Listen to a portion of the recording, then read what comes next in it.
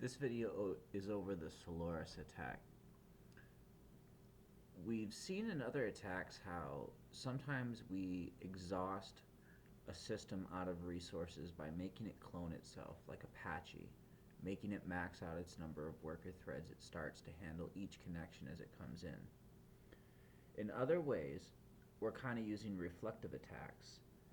We're forging our address so that when we send a legitimate request, that resource sends it to the victim.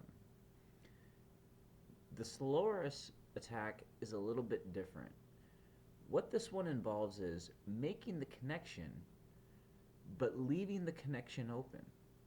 So to demonstrate this, we have an Apache web server running here, and in it we're running the server status page. It shows us we have one Apache worker waiting right now. We have 5 idle. So we have 6 actual workers created. The number of requests, the number of the CPU usages, the traffic in and out, the server uptime. Over here we have top running on the virtual machine, and that's what we're going to be attacking. And down here we have a ping going on. The ping is nice and low right now, 0 point something seconds.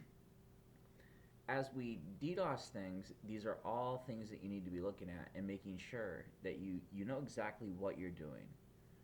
So let's run this attack.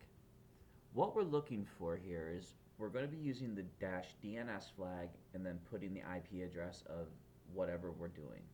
So I'm going to run this. So what this one's doing is it's crafting packets in a way where it's leaving the connection socket open. It's never closing it out.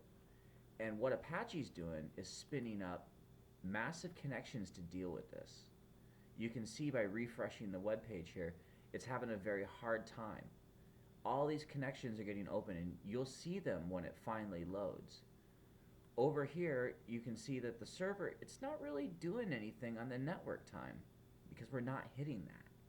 We're only focusing right here. Now you can see that Apache's finally loaded, and you can see that the number of total access is 151. The CPU usage, not that bad yet. This amount of requests, getting there. 150 currently being processed, 0 idle. Apache's starting to create one after another to deal with all of these incoming requests. Let's refresh it again. Now, the longer you let this run, the more requests Apache should make. At the same time, any website that Apache's serving right now is going to be as non-responsive as a status page. Again, 150 requests. Now, imagine 10 people doing this, 20, 30, 40. And that's really the point. It's a small, simple tool. It doesn't take much to run. But understanding what it's doing on the server that you're running it on is definitely a key thing. So I'm going to stop the attack right now. Let everything kind of idle down. You can see Apache's nice in response again. And if you look, it says now there's only 6 current requests being processed, but it's got 137 idle workers. So remember, when dealing with this kind of attack, what we're really doing is we're trying to hammer Apache out to create as many workers as it can and leave the connections going. They may time out and close off individually, but your hope is that you can create them faster than they do. Alright, thanks for watching.